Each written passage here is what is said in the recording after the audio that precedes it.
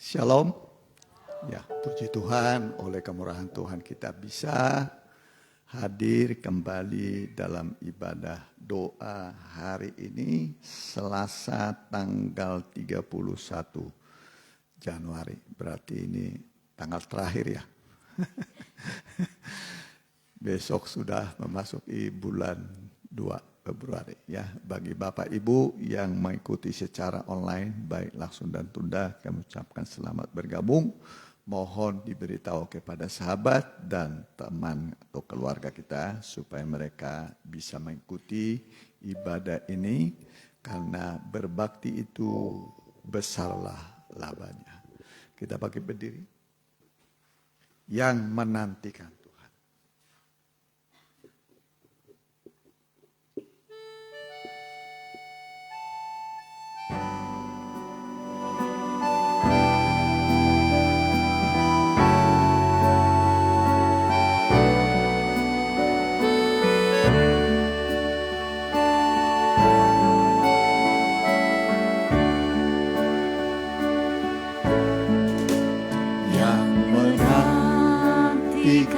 Tuhan membaharui kuatnya, Dia akan terbang bagai burung rasa.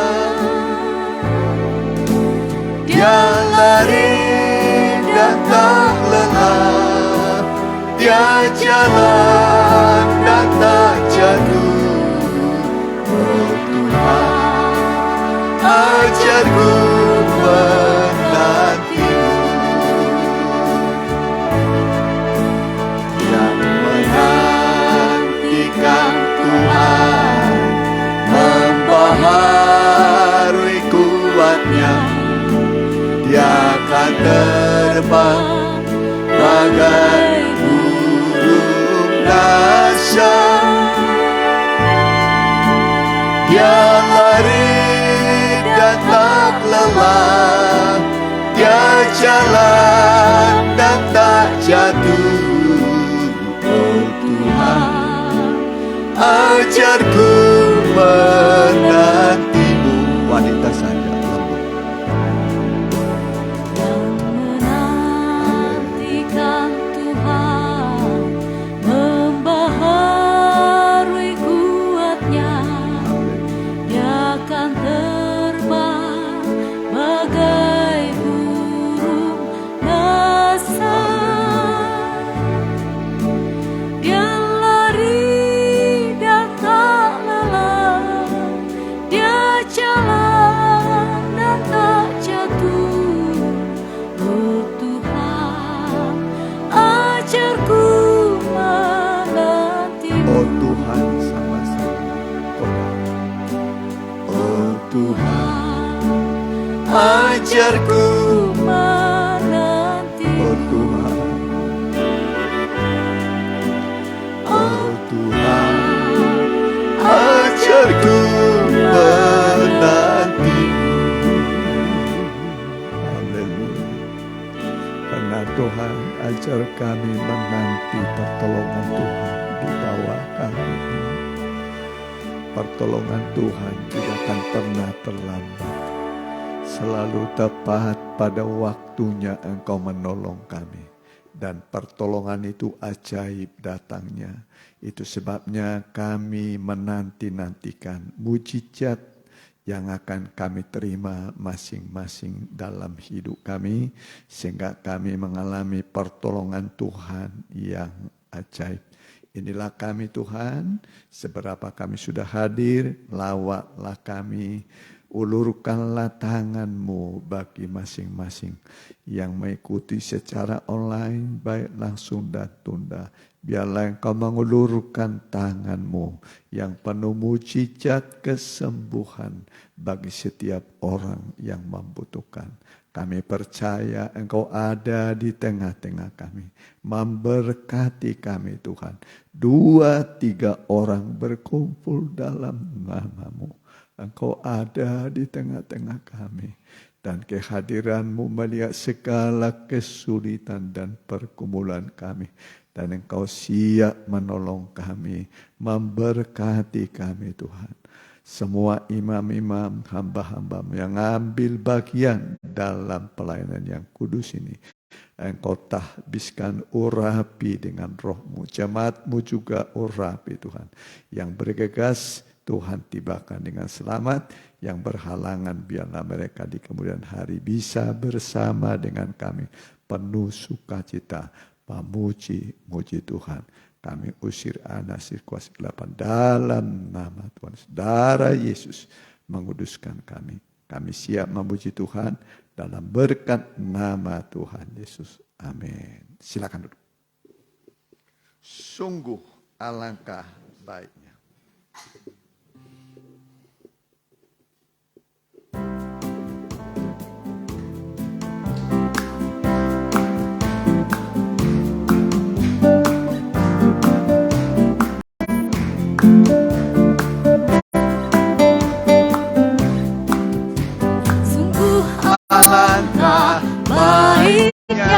Sungguh alangkah indahnya bila saudara semua hidup rukun bersama. Sungguh alangkah baiknya, sungguh alangkah indahnya bila saudara semua hidup rukun bersama.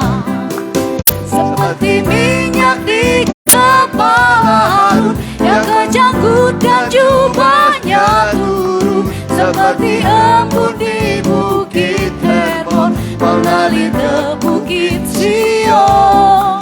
Sebab kesanalah Allah memerintah agar berkat-berkat-Nya tercurah serta memberikan anugerah untuk selama-lamanya. Dari awal.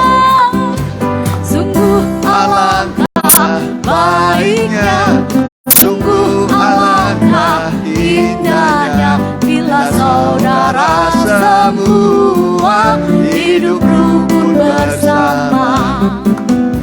Sungguh alangkah baiknya, sungguh alangkah indahnya bila saudara semua hidup rukun bersama.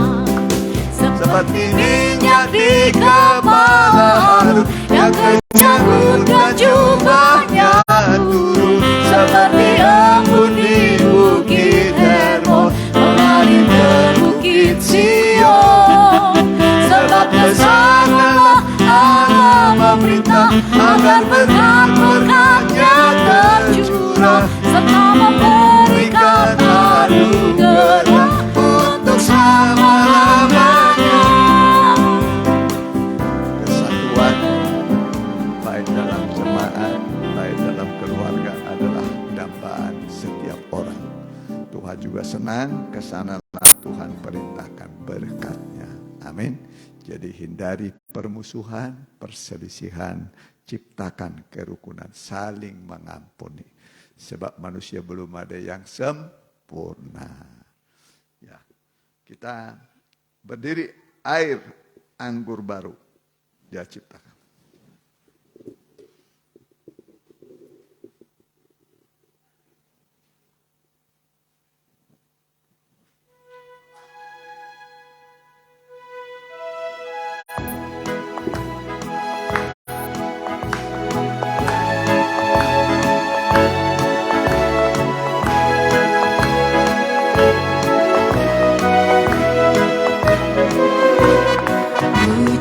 Mujizat pertama dan yang terbesar ialah mujizat di negeri Kanaan. Dalam kehidupan ikan yang mengalami kehabisan air anggur,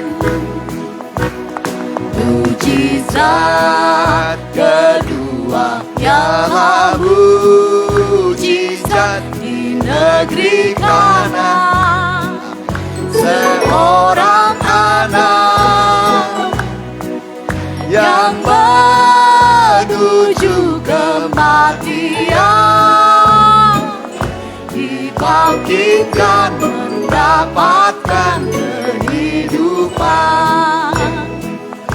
Air anggur baru Dia ciptakan. Air anggur lama dilenyapkan. Tangis dan sengsara tiada lagi, diganti dengan bahagia yang sejati. Apakah kau juga mengalaminya? Tangis sengsara dalam hidupmu. Terimalah sekarang firman-Nya. Lakukanlah apa yang Dia telah sabdakan. Air anggur baru Dia ciptakan. Air anggur lama dilenyapkan. Tangis dan sengsara tiada lagi, diganti dengan bahagia yang sejati.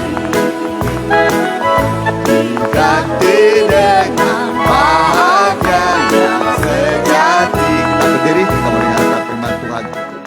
Janji-Mu Tuhan.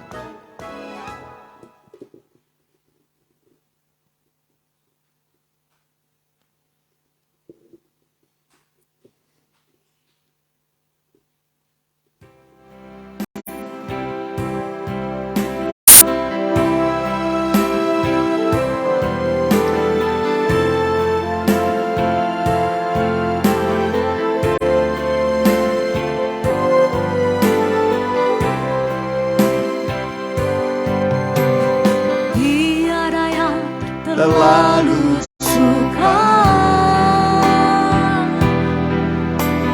tiada yang mustahil buatmu.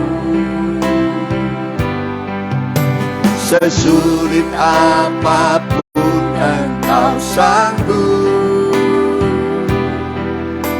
mengerjakan dengan ajaib.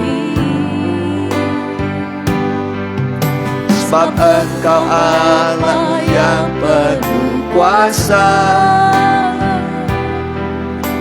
berlimpah kasih setia-Mu. Kau mengasihi setiap anak-Mu yang setia lakukan perintah-Mu. Janji-Mu Tuhan pasti Kau genapi. Kuasa firman-Mu sungguh berkuasa. Sanggup adakah dari yang tidak ada. Kau memberi janji-Mu teruji. Janji-Mu Tuhan pasti Kau genapi. Kuasa firman-Mu sungguh berkuasa. Sanggup adakah dari yang tidak ada. Kau memberi janji-Mu teruji. Kau memberi janji-Mu teruji. Kita tundukkan kepala, kita mau berdoa. Benar Tuhan, janji-Mu adalah iya dan amin. Yang Tuhan minta dari kami adalah percaya. Walaupun tidak mungkin bagi manusia, tetapi mungkin bagi orang yang percaya. Iman sebesar biji sesawi yang sangat kecil itu bisa memindahkan gunung yang besar. Kami yakin ketika kami dengar firman-Mu, iman kami akan diciptakan, ditambahkan untuk mengatasi segala pergumulan kami, terutama di hari-hari terakhir menjelang kedatangan Tuhan. Akan banyak dunia manusia mengalami kesukaran-kesukaran. Tetapi orang benar, orang yang beribadah selalu diselamatkan dari kesukaran. Makasih Tuhan, kami siap mendengar dalam nama Tuhan Yesus. Kami telah berdoa. Amin. Silakan duduk. Mimbar saya serahkan.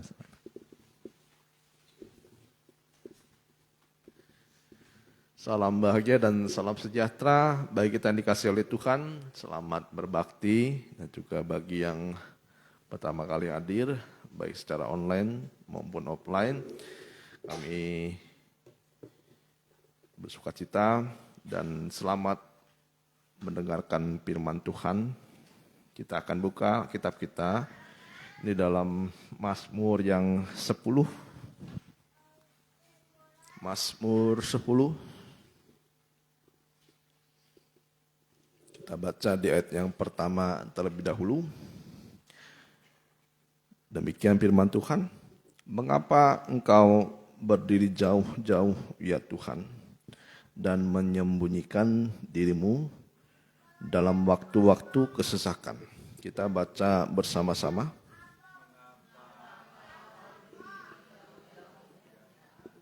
Dan menyembunyikan dirimu dalam waktu-waktu kesesakan. Nah, inilah yang dialami oleh Raja Daud, karena ini Mazmur dari Daud dan tidak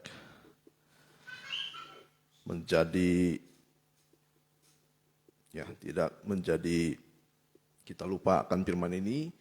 Kita pun mengalami hal-hal yang semacam ini. Bagaimana di sini artinya adalah Tuhan tidak memperlihatkan dirinya dengan memberi perlindungan dan pembebasan kepada orang yang tertindas dan teraniaya. Jadi Tuhan tidak menampakkan dirinya dengan memberi perlindungan kepada orang-orang yang berdoa kepadanya.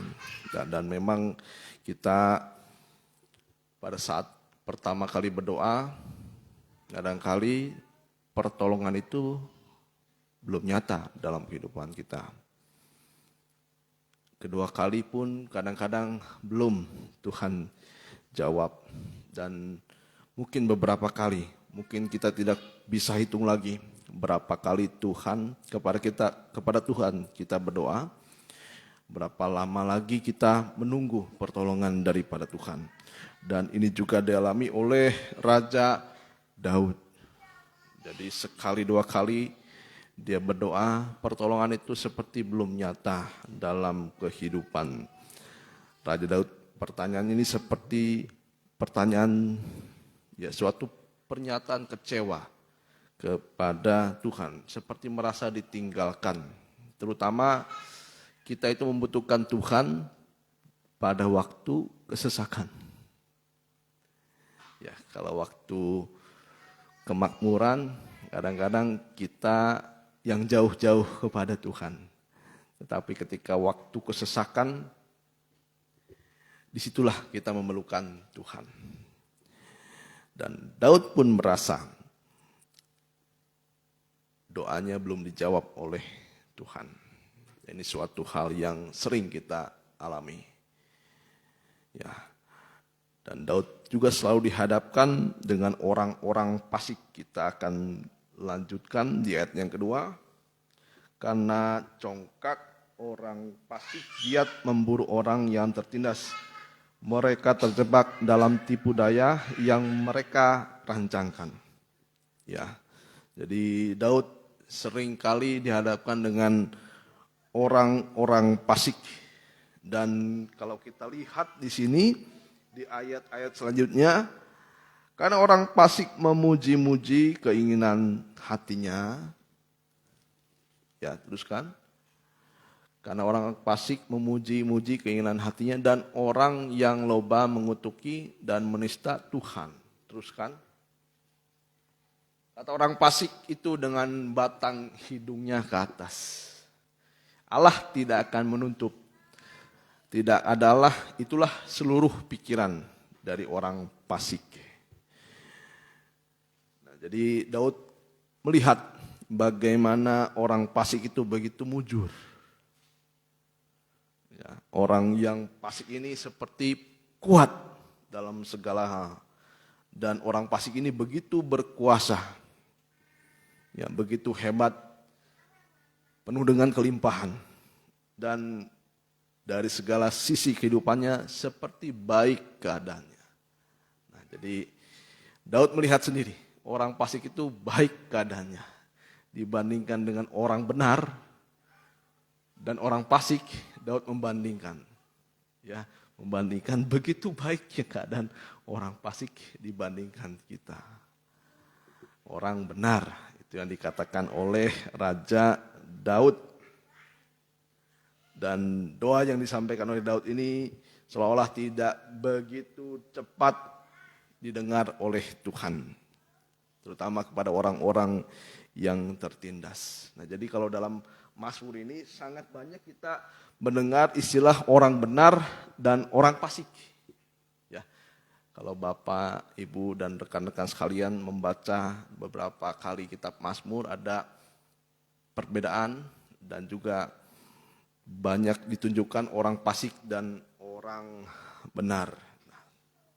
Nah, firman yang disampaikan dalam Mazmur ini terlebih dahulu adalah untuk membuat cermin buat kita.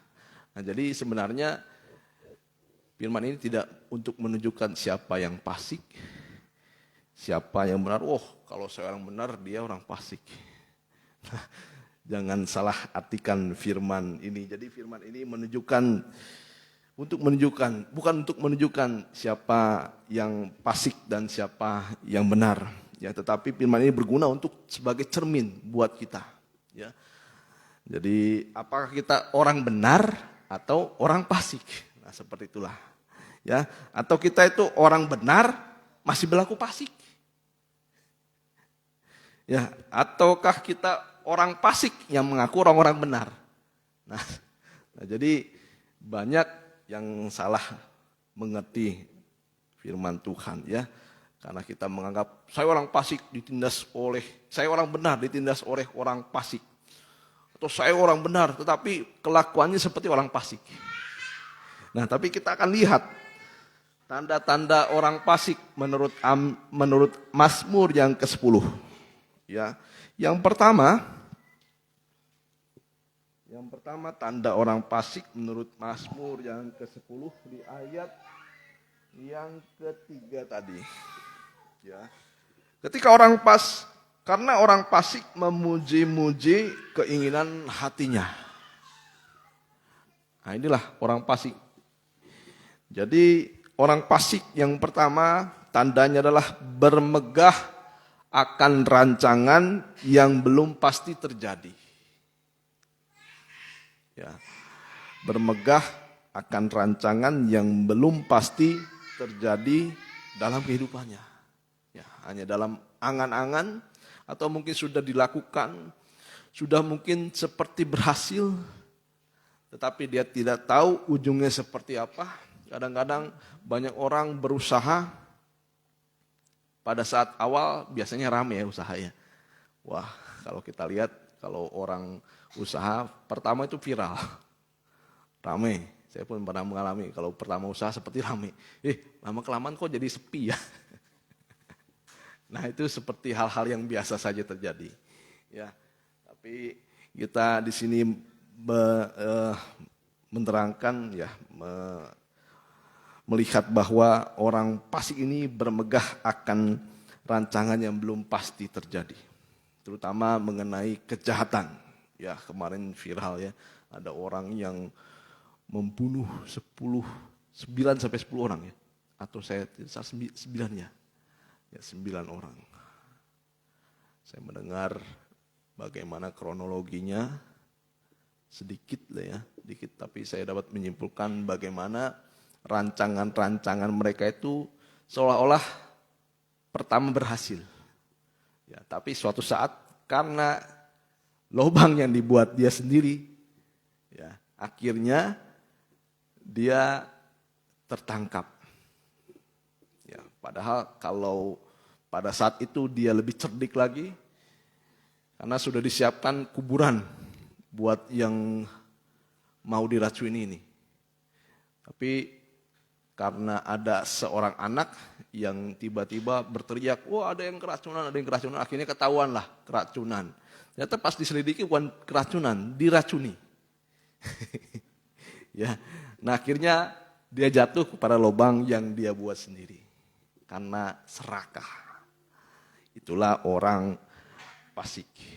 Ya, mungkin dia bermegah, wah saya sudah punya uang 1 M di rekening saya. Tapi tidak begitu lama kejahatannya terbongkar.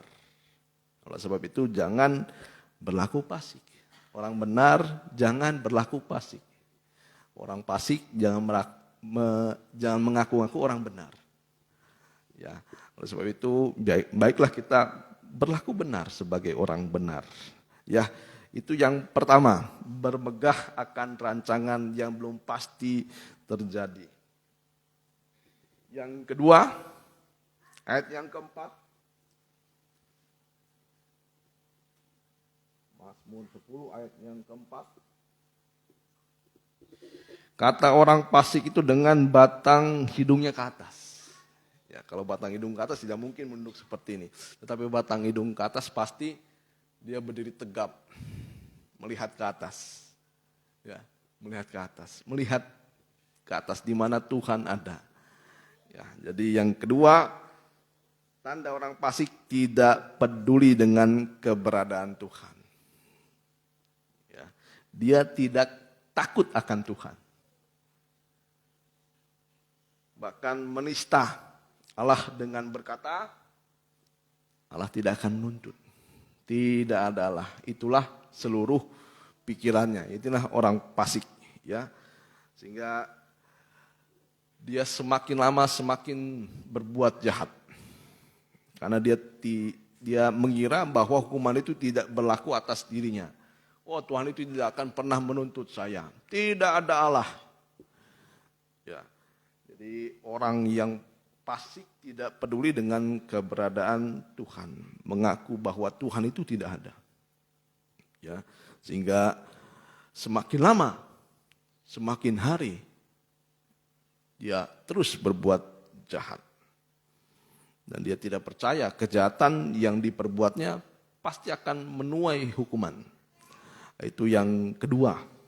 Dan yang ketiga, orang fasik ini kita baca di ayat yang ke-8. Ya, ayat yang ke-8. Ia duduk menghadang di gubuk-gubuk di tempat yang tersembunyi. Ia membunuh orang yang tak bersalah. Matanya mengintip orang yang lemah. Nah, jadi yang ketiga, orang fasik memiliki sikap tidak peduli kepada sesama. Ya. Yang pertama tadi bermegahkan rancangan yang dibuatnya sendiri, padahal belum tentu itu berhasil dan tidak mungkin terjadi. Ya, dan yang kedua, tidak peduli dengan keberadaan Tuhan, tidak pernah takut akan Tuhan, menantang Allah. Ya, Allah itu tidak ada. Apa itu firman Tuhan? Ya, semua firman Tuhan adalah bohong. Yang ketiga, tidak peduli kepada sesama dan menganggap remeh semua orang. Nah, ini orang fasik ya. Nah, kalau kita orang benar semua ya. Ada amin? Atau ada orang benar masih berlaku fasik? Ternyata masih ada. Nah, inilah yang mau diperbaiki. Ya, jadi kadang-kadang kita tidak peduli kepada sesama. Orang, maaf saja, orang tua susah makan. anaknya tidak perhatikan. Ya, seorang mungkin ibu janda tidak diperhatikan oleh anaknya. Seorang bapak tidak diperhatikan dan lain sebagainya. Ya, menganggap remeh semua orang, bahkan menganggap remeh orang yang berdosa. Lukas 7 ayat 39. Lukas 7 ayat 39.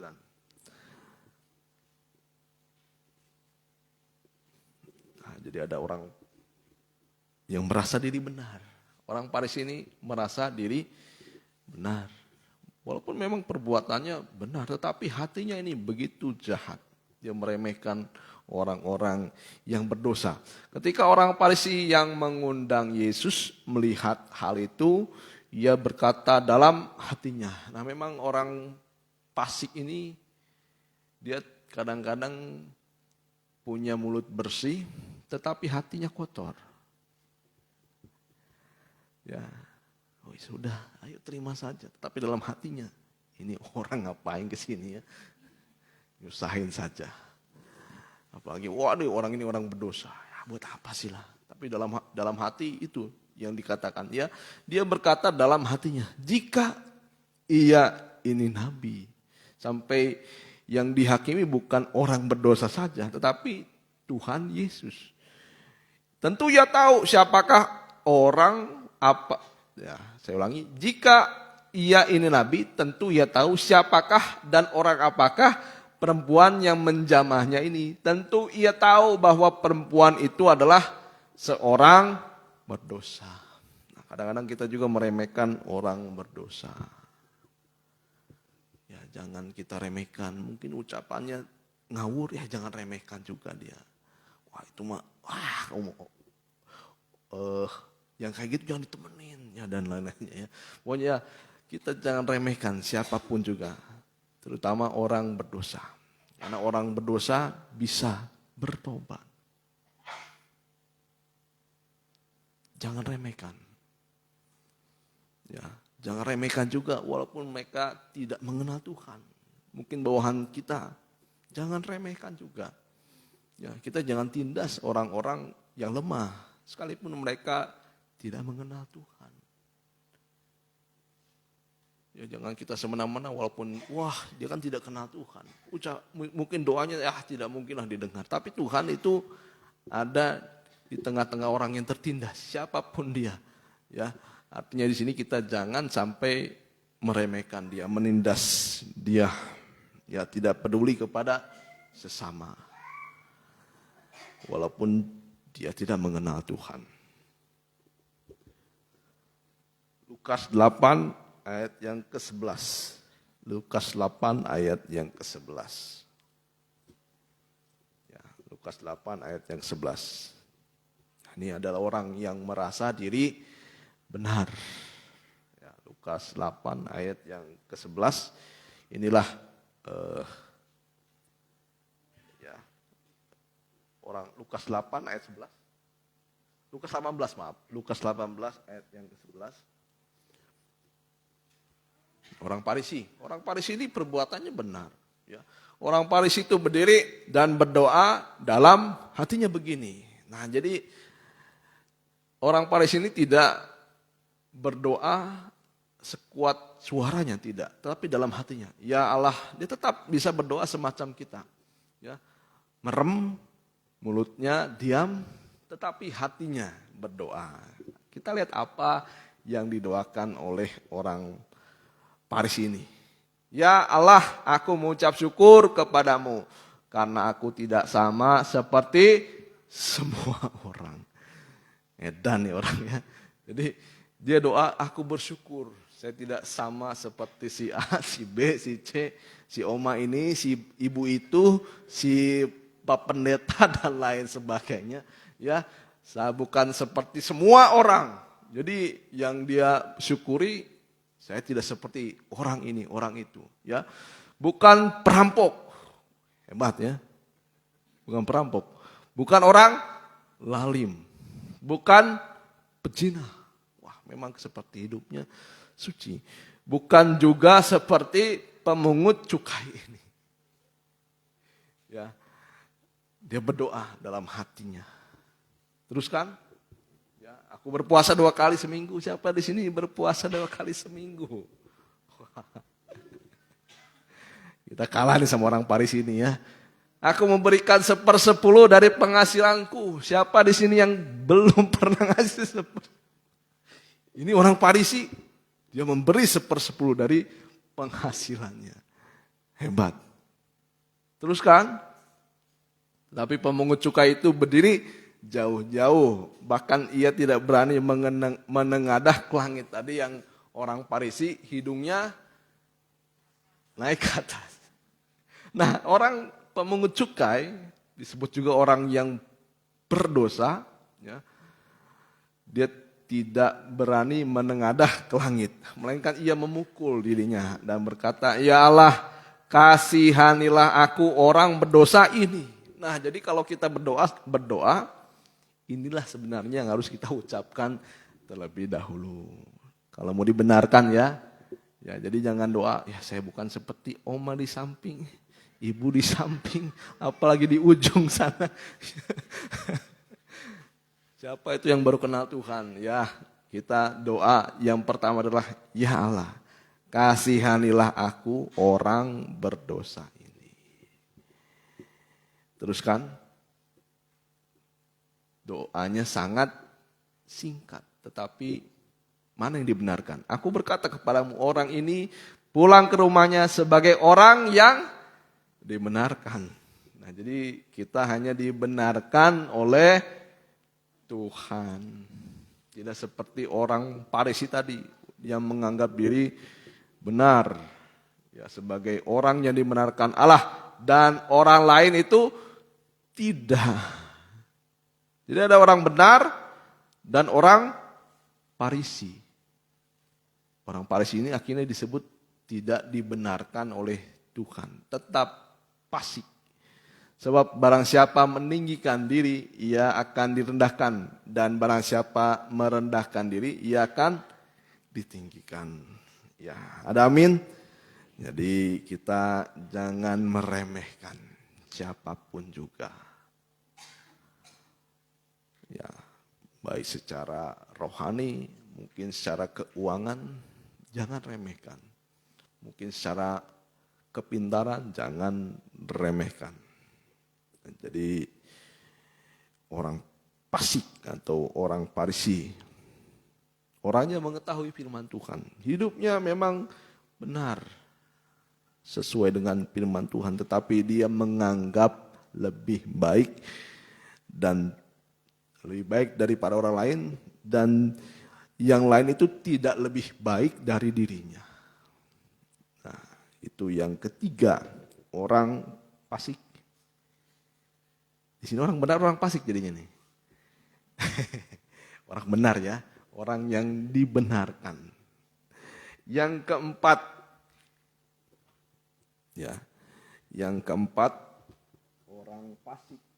Mazmur yang ke-10, Mazmur yang ke-10 ayat yang ke-6. Mazmur 10 ayat yang ke-6. Ia berkata dalam hatinya, aku takkan goyang. Aku tidak akan ditimpa malapetaka turun-temurun.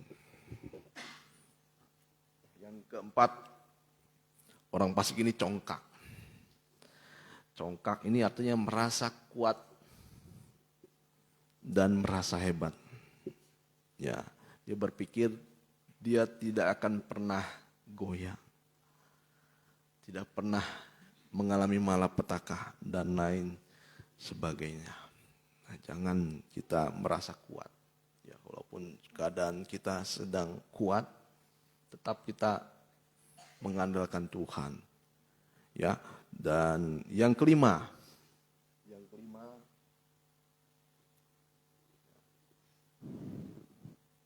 ayat yang ke-7. Ayat yang ke-7, mulutnya penuh dengan sumpah serapah, dengan tipu dan penindasan. Di lidahnya ada kelaliman dan kejahatan. Jadi dalam mulut, dalam lidah orang bisa dibenarkan dan disalahkan. Harusnya adalah mulut orang benar ini mengeluarkan berkat, ya, bukan sumpah atau berdoa supaya orang jatuh. Dan saya percaya di sini tidak ada orang di sini ya yang berdoa supaya musuhnya jatuh secara langsung kepada Tuhan. Tetapi biasanya kita itu punya harapan kecil supaya musuh kita jatuh. Harapan dalam hati kecil. Saya yakin di sini doanya kepada Tuhan semua baik-baik. Ya, tapi kalau lihat musuhnya jatuh, ada rasa sukacita. Nah itu harus dibenarkan. Pernah merasa sukacita lihat musuhnya jatuh? Hancur? Ya, wah saya dengar oma-oma, ibu-ibu atau bapak itu baru jatuh. Aduh, bukannya rasa duka cita tapi sukacita. Syukur gitu. Nah kita harus belajar sekarang. Ya, jadi walaupun tidak ada sumpah serapah, tapi kita punya pengharapan supaya orang jatuh. Dan kita pun saya rasa tidak pernahlah berdoa kepada Tuhan supaya dia jatuh dan lain sebagainya. Tapi harapan kecil ini yang harus kita sucikan. Ya, jadi jangan sampai kita bersukacita kalau musuh kita jatuh. Ada amin? Jadi periksa kehidupan kita, rohani kita. Ya, jadi kita harus mengikuti teladan Tuhan. Ketika dia disalib, Tuhan berkata, ampunilah Tuhan, sebab mereka tidak tahu apa yang mereka perbuat. Nah, dan biasanya ada sebagian orang yang percaya, di sini dikatakan dalam Mazmur, membanding-bandingkan kehidupannya dengan orang lain yang tidak beribadah. Yang mungkin berlaku fasik, tidak tahu. Dan mereka itu seolah-olah mujur. Dan dia berpikir, sekalipun dia jauh daripada Tuhan, hidupnya tetap aman. Nah, jadi mungkin kita juga berpikir, ya saat kita jauh daripada Tuhan, wah Tuhan pasti tidak akan menghukum kita. Hidup saya pasti mujur. Nah, jadi jangan kita pernah berkata semacam itu kepada Tuhan. Ya, dan tidak sedikit orang berkata dalam hatinya, sia-sia orang yang beribadah kepada Tuhan. Dalam Maleakhi 3 ayat 13. Oleh sebab itu jangan banding-bandingkan kehidupan kita dengan orang lain. Ya, apa yang kita terima adalah karena kemampuan kita menerima berkat Tuhan. Ya, jangan juga dihitung segala sesuatu itu hanya dari materi saja. Ya, di dalam Maleakhi 3 ayat 13. Maleakhi 3:13. Ya, bicaramu kurang ajar tentang aku, firman Tuhan. Tetapi kamu berkata, apakah kami bicarakan di antara kami tentang engkau? Teruskan. Kau berkata adalah sia-sia beribadah kepada Allah. Nah, jadi ada orang fasik, ada orang benar. Tetapi ada di tengah-tengahnya orang yang benar tetapi iri kepada orang fasik, atau orang benar iri kepada orang-orang yang tidak beribadah. Dia lihat kehidupan, ya punya mobil, punya rumah mewah, ya punya pasangan cantik, pasangan ganteng, ya punya kehidupan yang enak, bisa berlibur kemana, ya bisa libur ke luar negeri. Ya, kalau saya belum pernah ke luar negeri, puji Tuhan. Di luar negeri saja belum keubek semua ya, baru Pulau Jawa saja sedikit juga. Nah jadi Kau berkata adalah sia-sia beribadah kepada Allah. Apakah untungnya kita memelihara apa yang harus dilakukan terhadapnya dan berjalan dengan pakaian berkabung di hadapan Tuhan semesta alam? Teruskan.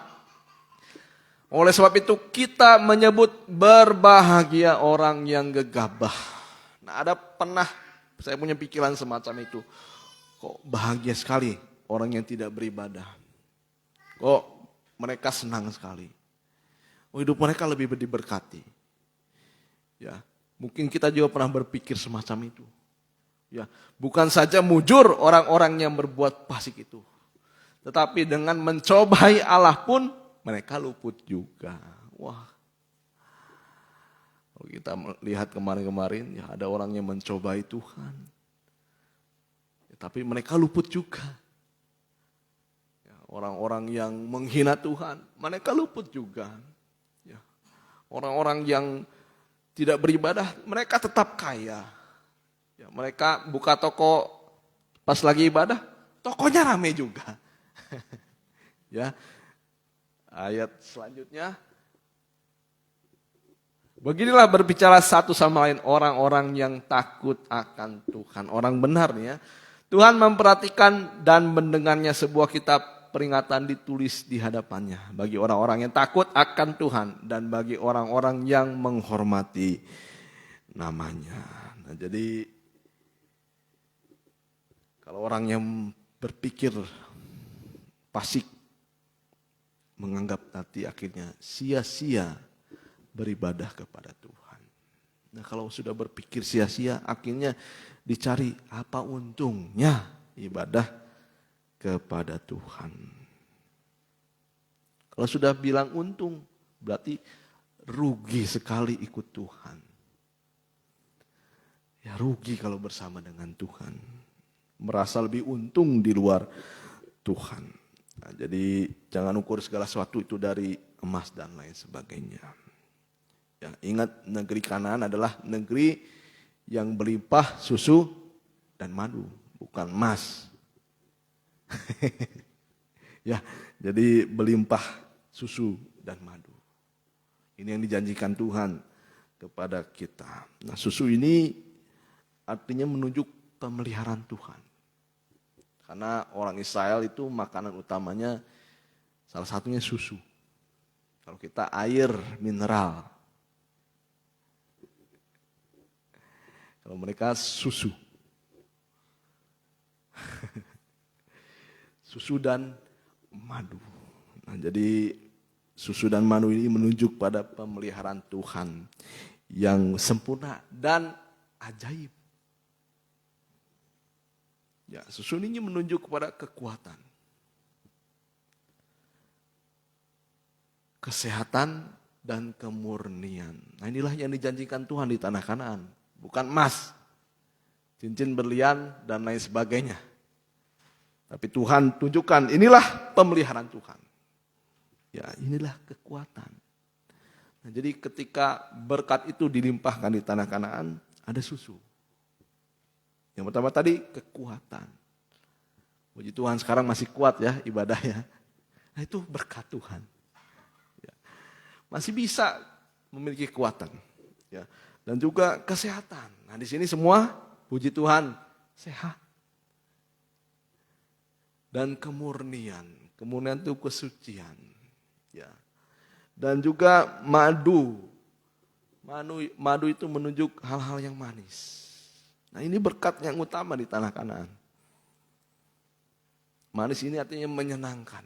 Ada kesukaan surga yang dinyatakan. Dan yang Tuhan tunjukkan hal yang menyenangkan itu, yaitu kemanisan di dalam nikah. Makanya dalam Alkitab dikatakan mujizat yang pertama adalah nikah di Kana yang di Galilea. Ini tujuan utama dari Tuhan, yaitu Tuhan ingin memberi mujizat yang utama dan yang harus kita kejar. Yang terutama adalah bukan kesembuhan, bukan berkat secara jasmani, tapi Tuhan rindukan nikah yang mengalami kemanisan. Kemanisan pasti ada persatuan, kesatuan. Ya, ya puji Tuhan. Setelah saya renungkan, ya Tuhan, apalagi yang harus saya tuntun? Ya, kalau nikah saya sudah manis, keluarga manis. Nah, itulah yang Tuhan janjikan. Yang pertama, kemanisan di dalam rumah tangga. Dan yang kedua, mujizat kepada seorang anak yang menuju kematian. Ya. Kalau kita punya seorang anak, ya, menuju kematian ini bisa mungkin sakit, penyakit. Tetapi kematian yang paling kita takut adalah kematian secara rohani.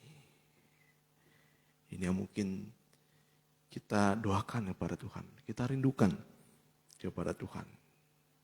Tuhan ingin ada madu di tengah-tengah keluarga, kemanisan. Ini berkat yang utama, ya, susu dan madu. Ya, kalau mungkin pernikahan kita pada awal seperti air anggur yang dibuat oleh manusia, yang bahannya dari alam, secara alami ya. Tetapi mujizat yang pertama ini, air anggur itu adalah dari air yang biasa, air yang tawar. Ya, dalam arti sebenarnya juga air yang kotor, ya, karena dari hasil pembasuhan. Ya, mungkin ini yang dicari oleh Tuhan. Ya, mungkin nikahnya sudah kotor, nikahnya sudah najis, tapi Tuhan inginkan kembali menjadi manis seperti air anggur, seperti madu. Jadi dalam kehidupan kita, yang kita kejar sekarang berkat bukan yang dilihat, tetapi adalah dari rohani, susu dan madu. Ya, mungkin saya tidak akan perpanjang lagi firman Tuhan pada hari ini. Kita nyanyikan, ya, kita nyanyikan kekuatan di hidupku. Ya, mari kita berdiam diri di hadapan Tuhan, menganggap diri kita tidak lebih baik daripada orang lain. Kasihanilah aku orang berdosa ini. Kekuatan di hidupku. Saya undang Bapak Gembala untuk ke depan.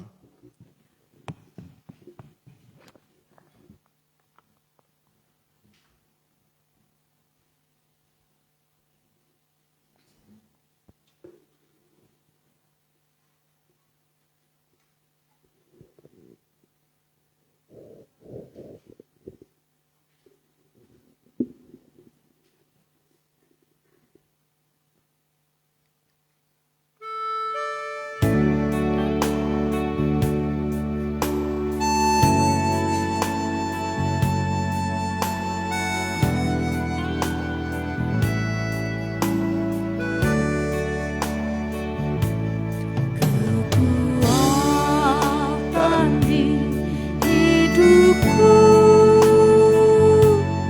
Ku dapat dalam Yesus, Dia tak pernah tinggalkanku, setia menopangku, berseru berharap dalam Yesus.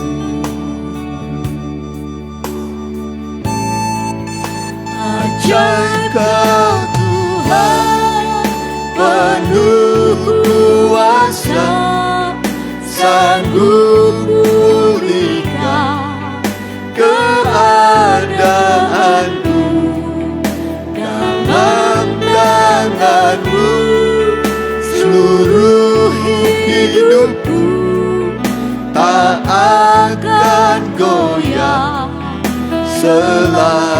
ajaib.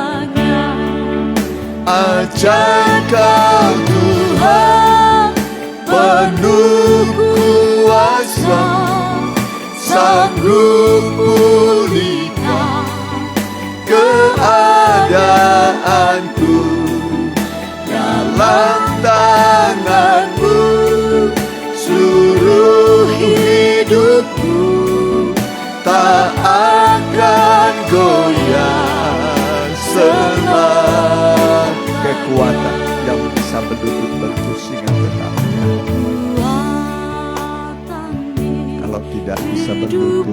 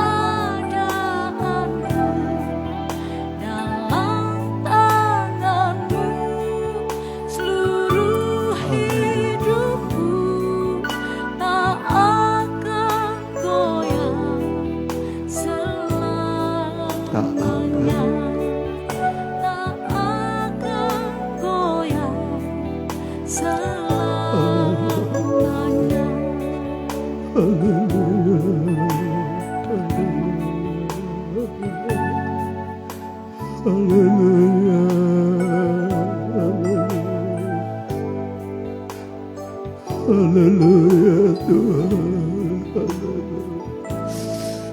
terima kasih buat firman-Mu yang indah, yang memberikan pengharapan kepada kami, yang mengoreksi segala kekurangan kesalahan kami.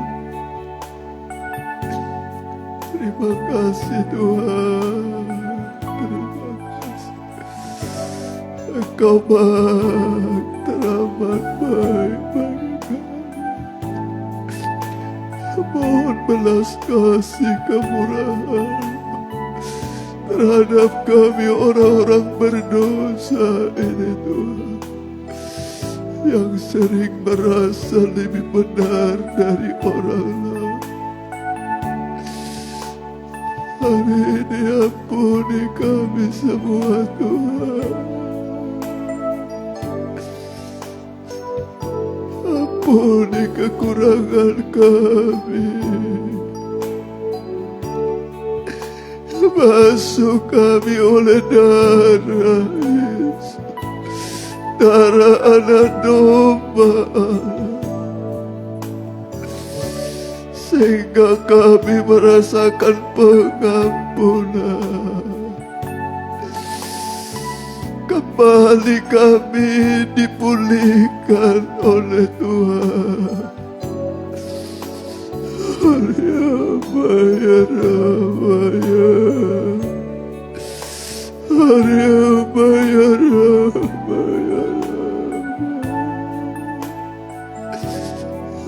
Terima kasih Tuhan. Terima kasih Allahku, terima kasih. Terima kasih buat firman-Mu Tuhan. Haleluya. Ampuni kami Tuhan yang banyak kesalahan. Basuh kami oleh darah. Sering dosa menekan kami Tuhan, menekan kehidupan kami tak pernah. Karena kesombongan kami, ketinggian hati kami, hari ini kami mau melembut Tuhan, mau merendahkan diri. Ampunilah kami Tuhan. Belailah kami Tuhan dengan tangan kasih-Mu. Orang-orang berdosa ini Tuhan. Haleluya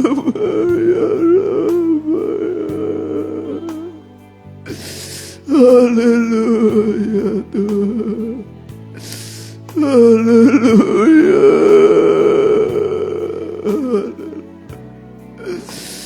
Haleluya Tuhan. Begitu banyak dan berat pergumulan kami. Begitu berat dan banyak persoalan kami Tuhan. Baik di dalam rumah tangga, di antara orang tua dengan anak, mantu dengan mertua, di antara kami sesama jemaat. Sering kami Tuhan merasa diri kami paling benar. Ampunilah kami Tuhan, basuh oleh darah. Haleluya Tuhan. Haleluya.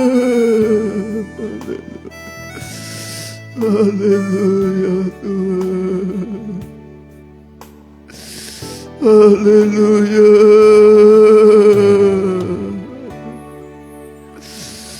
Haleluya. Haleluya.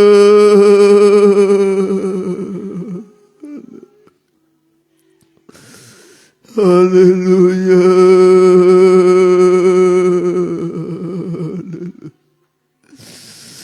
Haleluya. Mari kita bangkit berdiri. Tuhan basuhlah dosa. Tuhan basuhlah dosaku. Ya. Basuhlah Tuhan dosaku. Ya.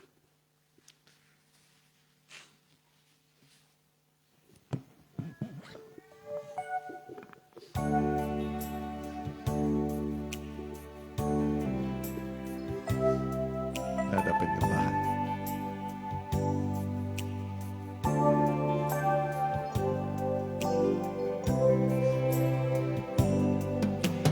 Basuhlah Tuhan dosaku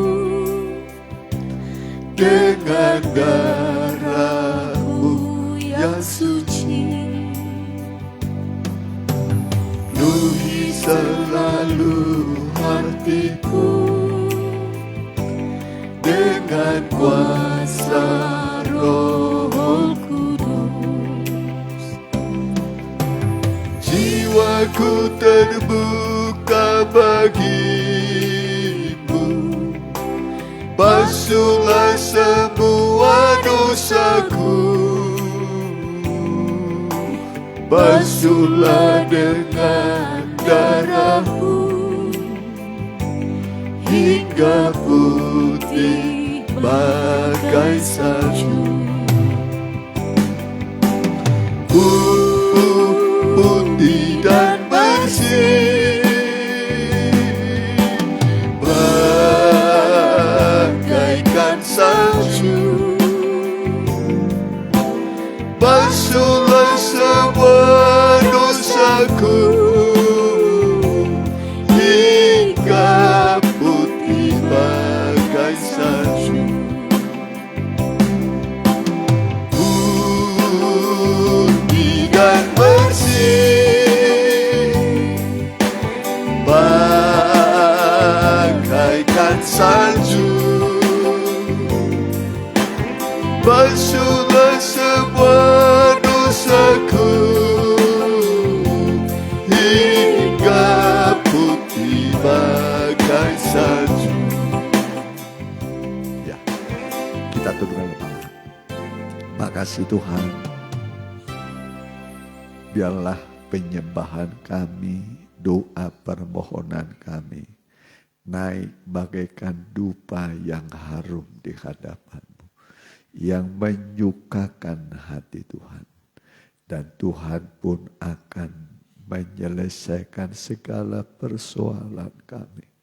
Karena ibadah itu berguna dalam segala hal. Ibadah itu besarlah labanya. Apapun yang kami gumuli ketika kami datang beribadah, kami bawa padamu, maka hati kami akan damai, sebab Tuhan akan menyelesaikan segala kesulitan kami, segala persoalan kami, bahkan segala sakit penyakit Engkau sembuhkan Tuhan, di dalam nama Tuhan Yesus. Sebentar kami akan memberi persembahan, seberapapun yang kami beri, biarlah Tuhan menerima dan memberkati berlipat kali ganda. Dalam nama Tuhan Yesus. Amin. Silakan duduk. Damai yang Dia berikan.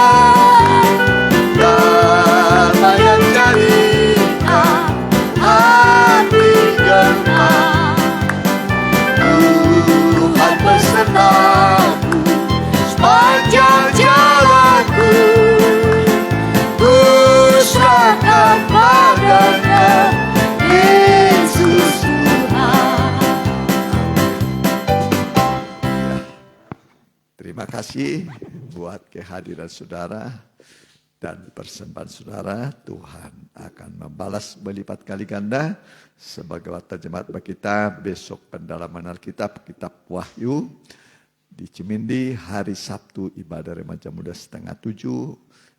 Kemudian kita kumpul kembali di Cimindi 7:30, hari Minggu 7:30, di sini jam 10:30. Ya, terima kasih buat persembahan saudara.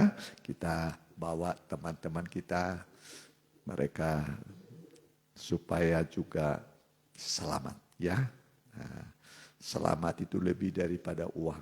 Apa gunanya seorang memiliki seluruh dunia, bayar semua dunia dipunyai, tapi tidak selamat, nggak ada artinya. Ya, tapi biarlah kita seberapa yang hadir, kita nikmati kemurahan Tuhan, berkat Tuhan. Kita dalam doa.